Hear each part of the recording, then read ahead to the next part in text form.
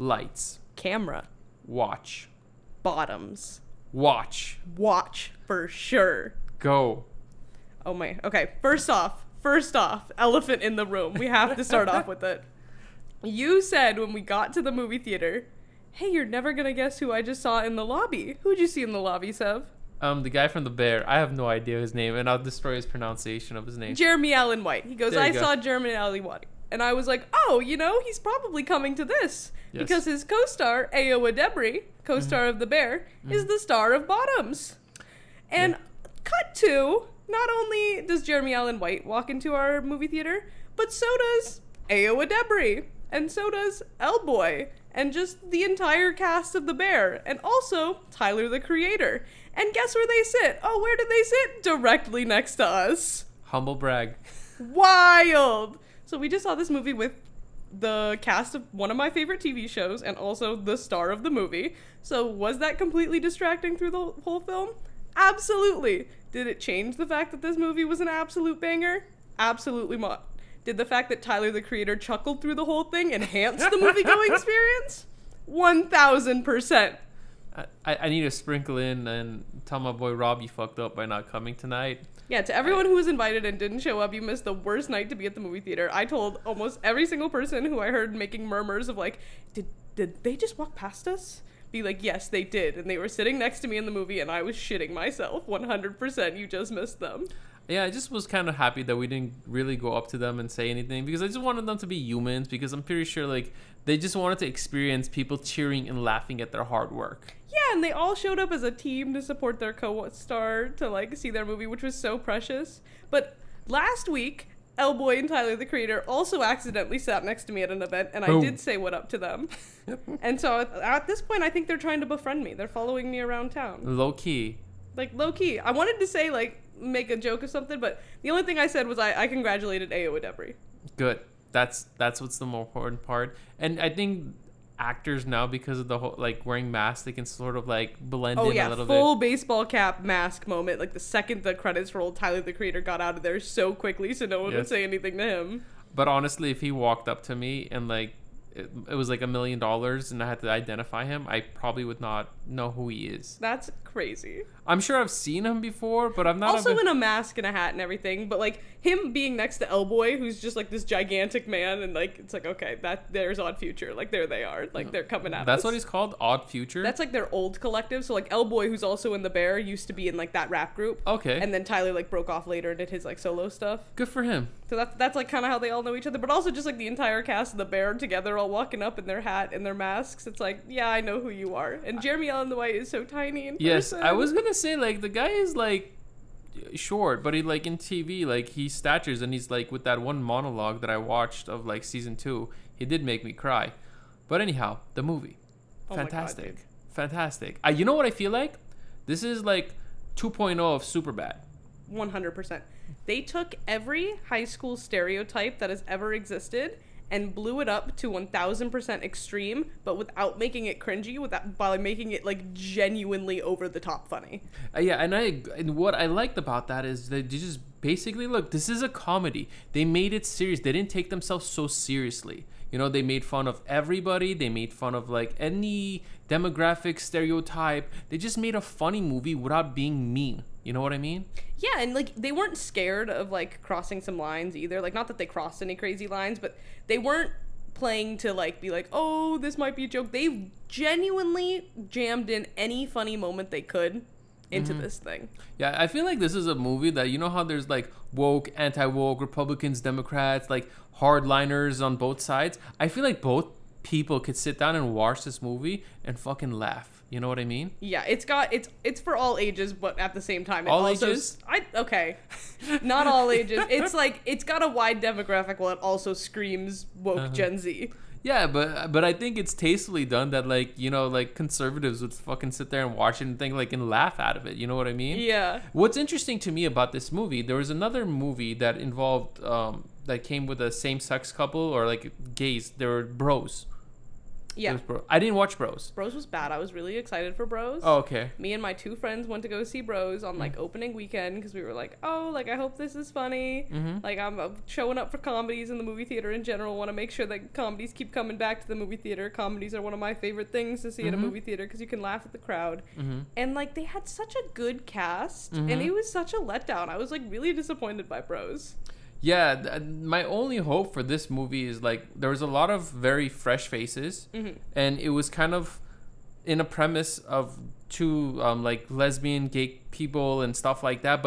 But the story was just so awesome. You know what I mean? Let's just start a fight club to impress other girls and try to like hook up with them. You know, it's stuff that like guys would do. You know, like there were so many like stereotypes of like movies all cemented or genres in this movie, like, and it just came out perfectly, you know. Yeah, they and like the whole time they're ripping on the football team, and they're like the empowered ones, which I thought was so funny. And also just like 2 girls starting a fight club to try to hook up with other girls is just such a funny premise for a movie.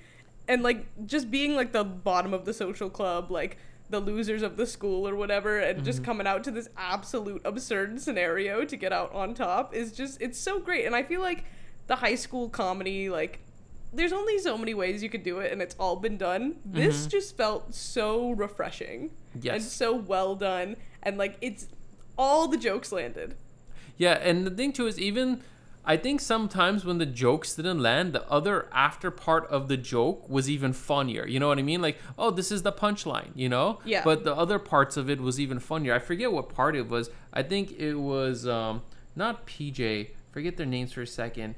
PJ, Josie. Josie was inside the car and she's saying like these like lines and these jokes, and like she hits her head on the steering wheel and she says something else which was way funnier than the joke itself. That was like right before they were about to save the girl from like her toxic boyfriend, you know, Yeah. where she hits him with the car. Oh my god. It all starts with them hitting this man in the car. So the main guy, like the main football jock Jeff. dude, Jeff. Jeff is like the most absolute prick of Diva. a person. Diva. Drama queen.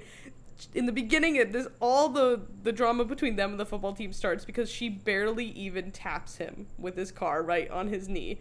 Immediately falls to the ground crying. They're on crutches. It's like he tore his worst ACL. It's the worst thing that's happened to the school is that the car touched him.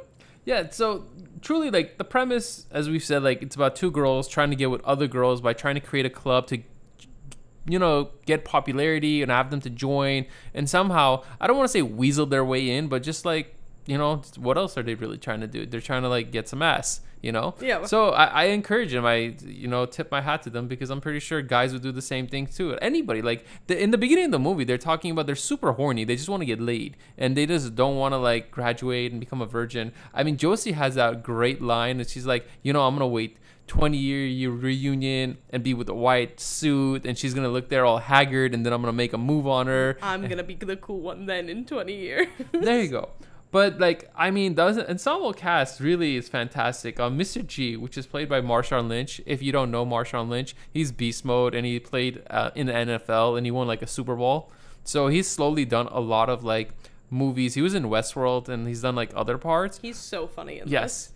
I mean, like, he's just sitting there. There's a moment that he's sitting there and he's like reading a porno mag that says divorced and happy. Yeah. And I mean, like, that's like the greatest thing. There's like all these little subtle things about this movie that they have posters, flyers everywhere. All the flyers in the background are funny. All the Jeff flyers. There's also one that just says something along the lines of like, we want you to smile. You look prettier that way. And then his questions on the, like, Marshawn Lynch's character's questions on his board. One of them was like, who's started feminism. It's like, was it Gloria Estefan, like somebody else and men another woman? I mean, you see, that's then what towards the end it's what the lesson is, why only men have been presidents and why it should stay that way. I mean, it just tells you, like, be silly, be funny. If you're good and your joke might seem offensive, but as long as it lands well, like, you can do it. But I felt like this entire movie, like, they were laughing at themselves. They weren't being mean about it. And, like, honestly, it was an original concept, but as a result of like every other like movie that's been put together. You know, you had like Breakfast Club, you had Fight Club, you had just like every like No Way Home, you had Ferris Bueller's Day Off. So all these little movies were like the birth of Bottoms. Yeah. And I mentioned a couple weeks ago on a podcast that this is the reuniting of the director. Oh my god, I'm gonna blank on her name, but Rachel Sennett, who starred in this movie, and the director Emma Seligman. They made another movie together a couple years ago, 2020, called Shiva Baby. And the tone of that movie is completely opposite to this. It is like, essentially, Rachel Sennett's character has to go to a Shiva, and her sugar daddy and her ex-girlfriend are both there, and she has to like interact with them while like dodging her family, and it plays out like a horror film, like genuine, like there's no gags, it's like just anxiety of like what's gonna blow up in this room. And this is the complete opposite tone, where it's also a comedy, because that one's a comedy too, but this one is just lighthearted, full of gags, complete turnaround, and they're both fantastic. Like, if you haven't seen Shiva Baby, I would definitely recommend it.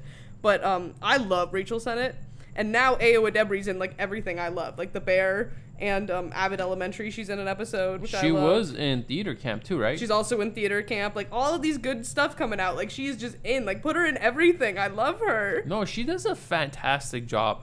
I mean, both of them play.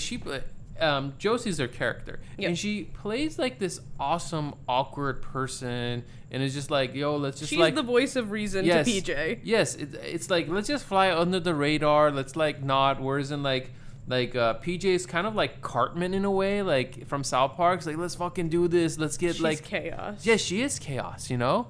But it's fantastic chaos, because if it wasn't her pushing Josie, they would never do that. And I think also the premise for them to be able to start the Fight Club is that they both went to juvie, and Josie killed a woman in juvie.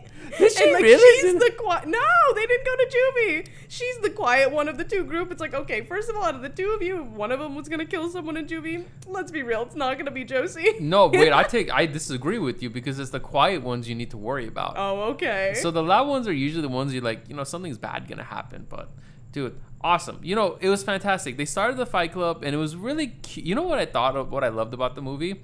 Is like something that I've been trying to like say a lot in like my own personal life. It's like, we need friends. We need friends groups. We need support groups. I don't care if you're like in a chess group, you play Magic the Gathering, you play Dungeons and Dragons. I don't know if you're into fashion or you just want to eat food and watch movies with people.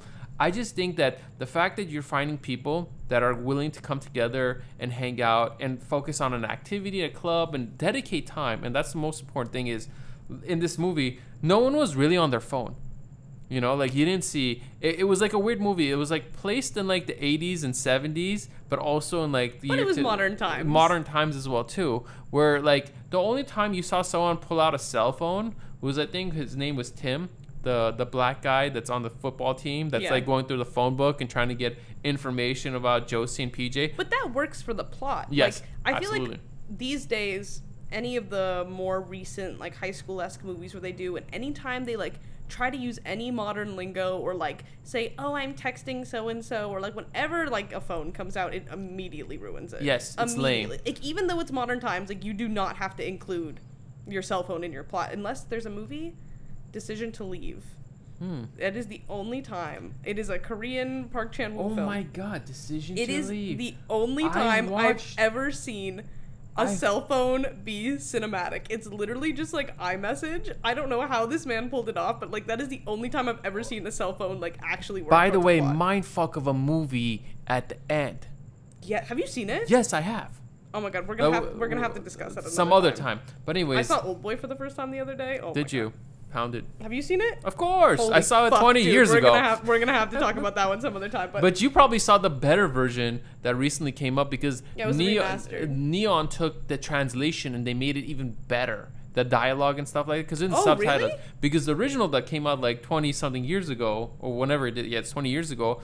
The dialogue or the translation was not as good as the more modern version is. Okay, we're gonna save this Park Chan-wook episode coming soon. There you go. But anyways, going back to the story, I just love that they had this entire build up, and this happens in movies. Like, everyone's bonding, it's team building, and it's like, yes, we're all on the same side. It's going great. Everyone's happy. And spoiler alert, our girl, get some ass. You know Hell what I yeah, mean? she does. Yes. And what's really funny too is They both set sights on a particular cheerleader, and Yes. their goal is like, I would love to fuck this cheerleader. aggressively attractive ladies. And they assemble their groups of outcasts who they all don't really have friends or whatever, and they've come together as womanhood. Mm-hmm. And all of a sudden, the two cheerleaders happen to join their group as well. And then all of a sudden, it's like their plan is working for them until it doesn't. It works for one of them successfully. Yes. But I think what was really important too is they find out that even though like their fight club is like not, I don't want to say dissolving at a certain point, but the fact that they just even made the club and like they created that friendship and that bond. That's the heart of the movie. Yeah, that's the most important part of it. And that's what I loved. And I'm like, they did that. You know what I mean? And one of the most important characters of the movie, her name's Hazel. And, you know, there's always people that, like, start something. You know, there's, like, the founders. Uh-huh. But then there's, like, the person that's doing the grit, dirty work, which is Hazel. You know, in any company that starts off, you know, you have your founders, you have your co-founders, but then you have the people that do the gritty, dirty work, that do the emails, take the notes, make all the conversations happen. She's carrying the team. Yeah, she's pretty much like human resources, marketing, and like accounts payable. She's everything. And Josie and PJ really benefit off her getting everything that, like, just from her support and help.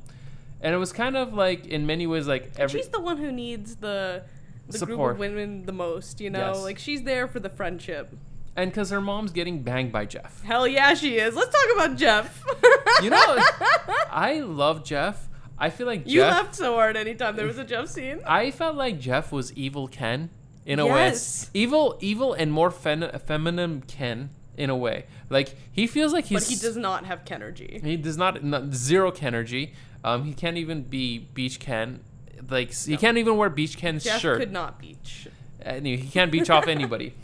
But what was interesting about him is like in a lot of like society, I feel like men try to present themselves as like this masculine alpha Andrew Tate, like, you know, I'm gonna kill people and fuck them up, when they really don't. They're just like blessed with maybe good looks and like some type of charisma, and they have like a flock of people that just like follow them and like do all the bitch work for them. And boy, does Jeff have a flock. He has one best friend in particular. I don't know his character's name, but he's the one who... Tim, the black guy on the phone? Yeah, Tim reveals that the girls are not in juvie, never went to juvie. They also, like, someone puts a fruit cup on his tray and it has pineapple in it, and He's allergic. tells the lunch person to eat a dick. Yes. You know what the funny thing is? That whole pineapple joke. Mm-hmm. You know what the pineapple joke is, right? Yeah. Sweet semen. I just had to say that. Well, the pineapple really plays off to the end. The final scene of this movie bangs. Can we We can hold it. We can hold it. I have to say the part that I just was in love is like, there was a moment where did Hazel get beat up before they trashed? No. They find out. No. Hazel is, or not Hazel, Isabel. Isabel is getting cheated on by Jeff with Hazel's mom. Yes. So Jeff is fucking Hazel's mom. Mm-hmm. Josie tells Isabel, who's the one that she has a crush on, And that Jeff is cheating on her. Then they go to TP their house. Yes. And only one side of the house though. Barely TP through a single egg, and Hazel blows up his car. That was the best part. You know, I felt like there were just like some special needs kids that they're trying to like attack a house. I mean, you have this. It's just ridiculous because he lives in this palace. Like, it literally looks like, I don't know, like Color of the Wind house or something. Some giant. He's estate. a rich kid for sure. He's getting the latest iPhone every year, you know. But they just blow up his car. And there was that moment that Hazel's like, bomb is like really easy to make. Yeah. You could just like whip one up. Yeah, there's a funny parts too. There was like those moment where like Josie and Isabel kind of just bond. Yeah, I love that They part. have the little car scene. That's precious. That's car, and then which leads to them getting it on. Oh yeah, so that they almost kiss in the car, and then the bomb blows up. Fantastic. Then there's two separate scenes where PJ and her crush are at her crush's house. Brittany. They're at Brittany's house, and Josie and Isabel are at Josie's house. Mm-hmm. And Josie and Isabel get it on, PJ and Brittany are not so lucky. PJ kisses Brittany and she's like, I'm straight. And PJ was the one who was pushing for this whole plan to get Brittany in the first place. Yep. And honestly, She didn't know. she didn't know, which it was like kind of obvious that like clearly she had no interest in you, but you're doing this anyway. But it's kind of revealed that PJ's a bit self-centered and kind of pushes Josie into doing this. So it's nice that Josie's the one that achieves her goal rather than PJ. At least PJ puts herself out there, and Brittany's so well aware and like kind enough that just like, you know, she let her down easy. Yeah, it was just actually really sweet. But I think the audience and the was like, oh, like we're like, and then when like Josie and Isabel, you know, we're all like cheering, yeah, they're in love. You know what I mean? True love wins. Yeah. But after those precious scenes, I can say the chaos begins. There's the school rally. Yes, and that's a result of. There's this moment where Josie and PJ like kind of have this little fight and falling out with like Hazel, and then Hazel's like, you know what, like I'm gonna go after these, I'm gonna fucking like talk to Tim or whatever it is. Yeah. And then it turns into a blood fest. And so Hazel thinks that. So first of all, during the pep rally, the cheerleaders come out and they do a get the crowd excited routine. The best. Which is just them pouring water on themselves. No cheers done. No dancing. No dancing. That was awesome. And then it cuts to, they're like, oh, have you guys heard about this fight club that's happening? Well, we're going to invite one of the girls in the fight club out, and it's Hazel. And she's like, Hazel's going to show off her new fight club skills and fight, and reveals this big wrestler dude in a cage. And it's like, the best wrestler in the school. And she's like, oh, I thought I was going to fight PJ. And it's like, well, clearly a woman could do anything a man could do. And you can stand up to this normal man. And it is like this jacked fucking dude. So obviously Hazel gets the absolute shit beaten out of her.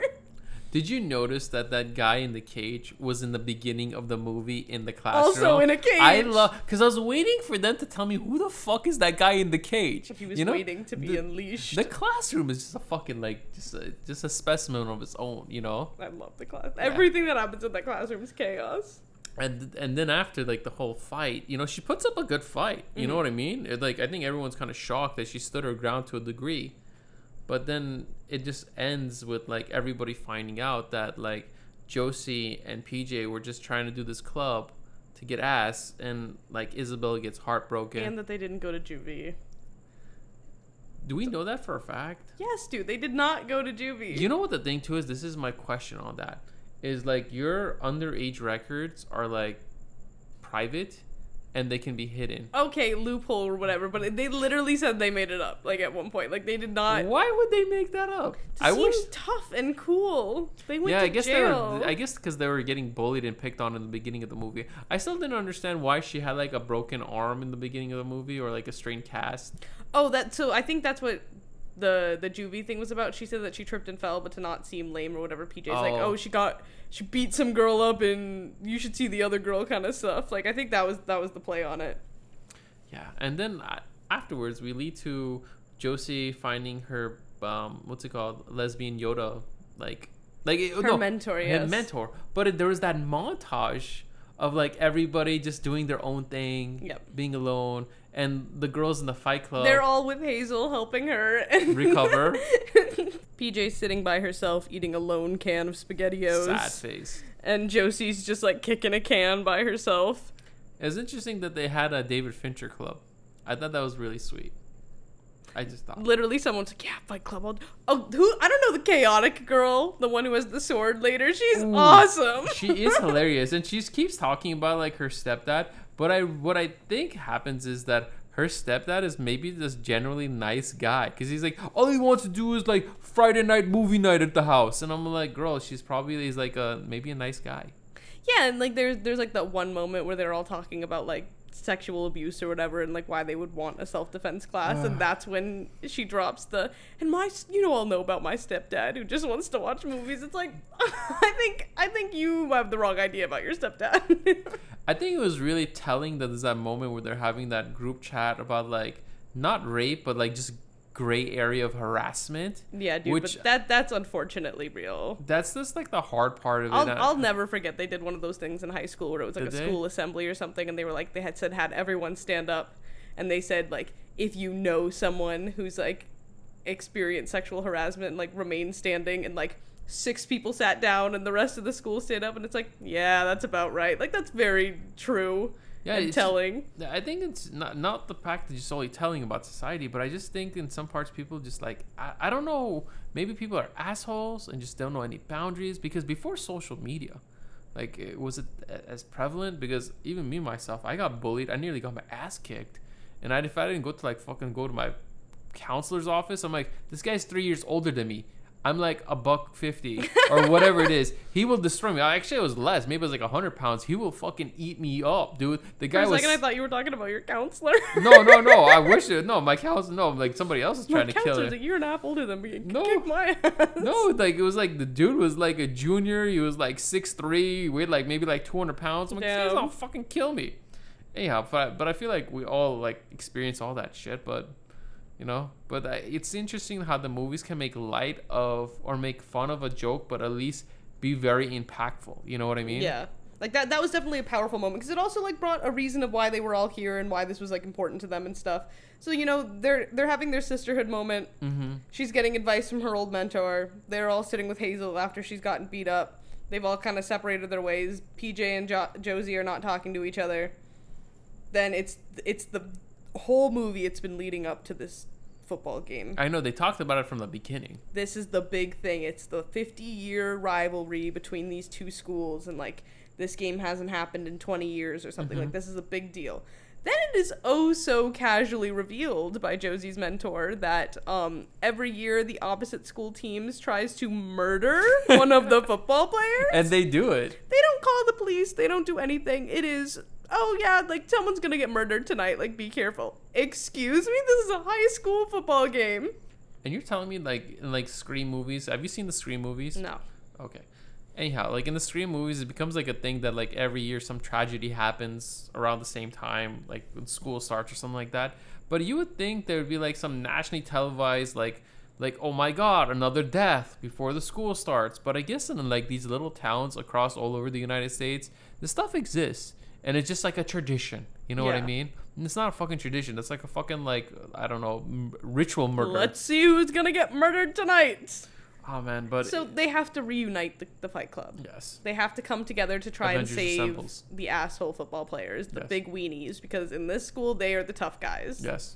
I have to say, they threw on a pretty 300-esque fight sequence. It's where- awesome. yes. And what happens is Josie pretty much goes in, and so what happens is the whole plot is that high school is trying to kill Jeff, our sacred angel, and how they want to do it is by pineapple juice and Through the sprinklers. and he's gonna die because he's allergic to it. So the Josie and the They ladies set a bomb, first of all, Oh, yeah. to cause a distraction. Distraction. Hazel uses up her skills, tries to blow up a tree. Bomb doesn't detonate. Oh no. Cut to, they're trying to get all the cheerleaders to make out with each other. But the cheerleaders are mad at them at this point because of previous events. So PJ and Hazel make out with each other. That buys them Love. just enough time, but not enough to put off the game. The game starts. So then Josie they all charge at the field. And then there's just a great scene where like Josie has Jeff over her shoulder running out, and one by one the girls meet the opposite team's football player and just absolutely like kick their ass in the 300 background. style. It's an incredible fight scene, like really goes crazy. Yeah, I just love how they did it. I mean, they just brought it all together, and they saved the day. At one point a sword goes through one of the guys, Yes. and it's like, oh well, they're dead. And it mentions like after like the fight, it's like, oh, I think we killed multiple these people. guys. Like it's just brush it off. Like all this like mass murder just happened. Like and it was like a full-on sword stabbed the guy into the chest. Like where did they get the sword, by the way? Someone had, I don't know. I think it was like one of the team's mascot. Oh, there you go. Like, Legit The sword. Vikings or something, and it landed right in front of the girl with all the chaos with the stepdad, just enough to give her moment. But the very ending joke situation landed on one of the most previous like looked over jokes earlier. Yes, they do so much of that in this movie. They planted so many good seeds because there's like an emo kid earlier who gets the pineapple cup gets thrown at him and he goes, "That's it, I wasn't gonna do it, but this is the last straw," and then writes like plan to blow up the school. And so after the big fight scene, the tree finally blows up and he stands up and he was like, "Hey, the bomb was supposed to be my thing." That was so good. But you know, there was this other joke that also killed me with that guy. With the he's like a same guy? The same guy. Oh, I didn't pick up on that one. Okay, so Mr. G's in the classroom and he's talking about like the Holocaust happened. It's a fact, and like that dude's all like, "Put your hand down" or something like that. It's like no, like because that kid is like some emo like Nazi kid. Understood. So I died when he just. Oh, I missed that. I died when he said that because Mr. G every single time he has those great one-liners. Every section of the movie. He's hilarious in this. Yeah. Like, he definitely knew how to deliver lines. And then we pretty much get, like, our happy ending. What? Literally? This movie's so good, man. I just love the fact that, like, there's so many funny parts of it. They're just so make-believe. And, like, Jeff is just banging, like, Hazel's mom. And he sees, like, Jeff come out with, like, a red thong on. Like, it was just, like, ridiculous. You know what I mean? Snacks, Mrs. Henderson? Yes. Oh, man. She's in like an Ursula-esque like robe. It was just like, honestly, like, you know, this movie cost $11 million to make. I think it's worth every penny. Yeah. And I hope I'm just looking at the box office mojo right now, and it's only made like $500,000. Because it hasn't had. This is opening weekend. I know it's opening weekend. They released the stats after opening weekend. I know. I'm just saying that right now. Tonight's events was pretty monumental. We saw celebrities. We saw the star. We laughed through this movie with Tyler, the Creator. Yes. No, I think this movie from beginning to end. Basically a red carpet. We literally saw with the star of the movie. This movie, in my opinion, falls in line with movies like Superbad, Tropic Thunder, Talladega Nights, 40-Year-Old Virgin. I could watch this movie several. This is like a rewatchable that's like, if you had DVDs back in the day, you would buy this DVD and you would fucking memorize the lines and you'd say with your homies. Fuck that. I'm buying this DVD this day, 2023. A Blu-ray? Of course. I love me a Blu-ray.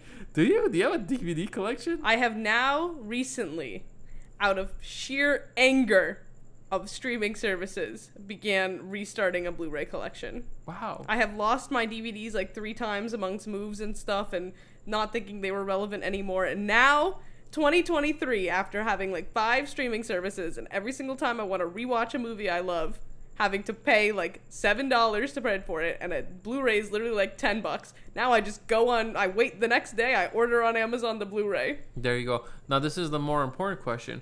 What type of Blu-ray player do you have? Do you have like an Xbox? Or do you have like a PlayStation? Yeah, I don't have a crazy anything. Like, I'm watching it through my Xbox. But later I can invest in a better one and I still have the physical copy. Because usually they come with like a 4K and a Blu-ray. So like I've got the high quality versions. Like, I'll invest at some point. Well, this movie was a fantastic success. I'm so glad I picked this movie. I mean, you picked this movie, but I picked the tickets, and I chose a section. I'm like, okay, what are the chances? You picked the world's best seats. I will never, ever let you forget that. You win. It was $4 movie day, huh? Yes, it was. Today National Cinema Day. Yes, today is August 27th, and we're recording at 9:26 p.m. I do have to say I was a little bit bummed because they put Lady Bird back in select theaters just today. I was like, oh, even though I've seen Lady Bird in the theater, like when it came out, I would have loved to see Lady Bird again. But, you know, it's fine. Like, we have plans to see Bottoms, and Bottoms is honestly like one of the movies I was looking forward to most this year because my actual most got delayed, but that's fine. What's your actual most? Dune 2 got pushed till March of next year. Motherfuckers. I'm really upset about that. But anyway, so I was like, oh, it's fine. But, you know, seeing Bottoms with the whole cast of The Bear plus Tyler, the Creator was way better than seeing Lady Bird again. And that's no disrespect to Lady Bird. It was full movie-going experience, not movie. Well, everybody that's listening to this, we highly, highly recommend Bottoms. It is not a bottom, it is a top. Tops. So good. Please go see this. Go support comedies in the theater. Go support independent cinema. Go support women directors. Go support women leading films. There you go. This passes the Bechdel test, baby. You're looking at me like you don't know what that is. I don't know what that is. Okay, the Bechdel test. Okay, Seb, here you go. Here's your feminism education for today. 101. The Bechdel test. In order to pass the Bechdel test, a movie needs to follow 3 rules. Yes. The rules are there need to be more than one female character. Mm-hmm. Female characters need to speak to each other at least once Okay. about something that's not a man.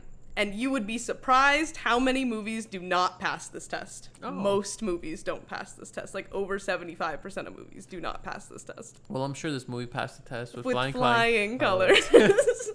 I guess that's a good night, everybody. Good night, everyone. 10 out of 10. There you go.